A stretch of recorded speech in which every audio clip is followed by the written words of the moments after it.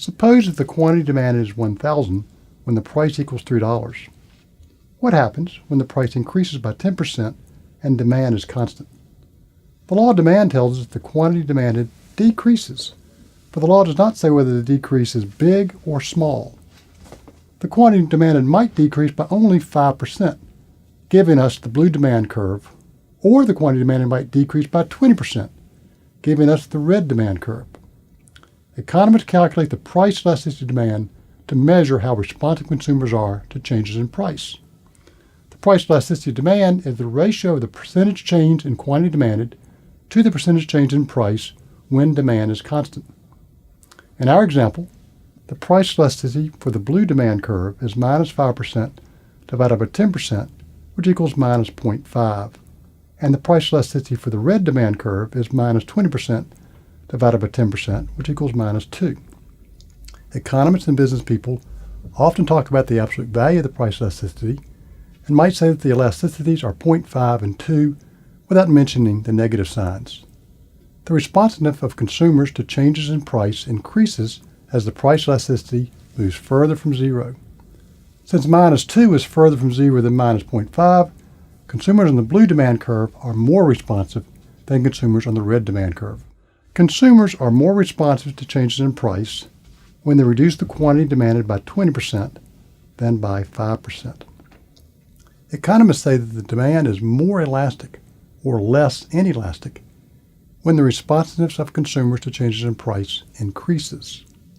The blue demand curve is more elastic or less inelastic than the red demand curve, and the red demand curve is more inelastic or less elastic than the blue demand curve. Consumers become more responsive to changes in price when closer substitutes become available. For example, consumers are more responsive to changes in price for the latest version of the iPhone when Android introduces a close substitute into the market.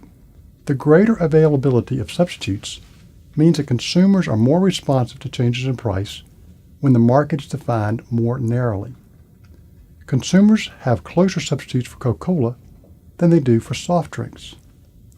The greater availability of substitutes also means that consumers become more responsive to changes in price when they have more time to respond to the change.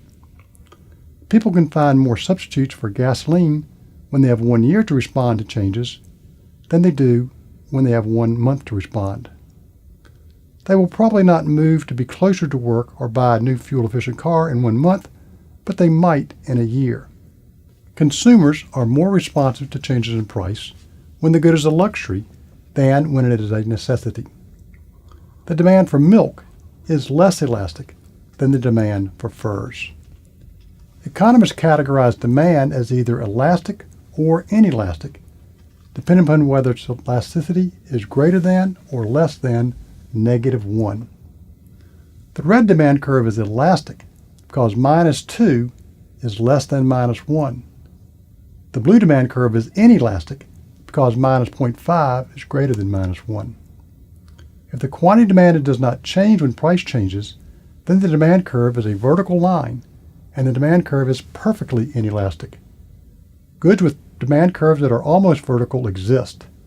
Addictive drugs may be an example. However, goods with perfectly inelastic demand are difficult, if not impossible, to find. If the demand curve is a horizontal line, then the demand curve is perfectly elastic. Firms selling identical products in markets with a large number of sellers can increase or decrease the amount they sell without affecting the market price and face perfectly elastic demands.